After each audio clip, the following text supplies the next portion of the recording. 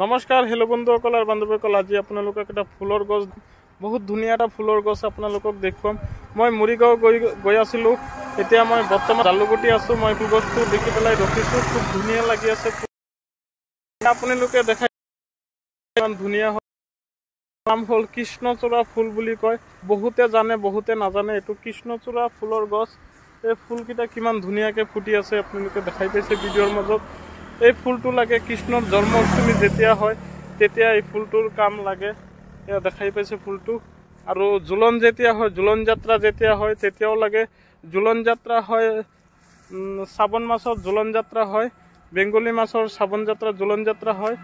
আৰু যেতিয়া কৃষ্ণৰ জন্মাষ্টমী ভাদৰ মাহত হয়, কৃষ্ণৰ জন্মাষ্টমী ফুলটো লাগে।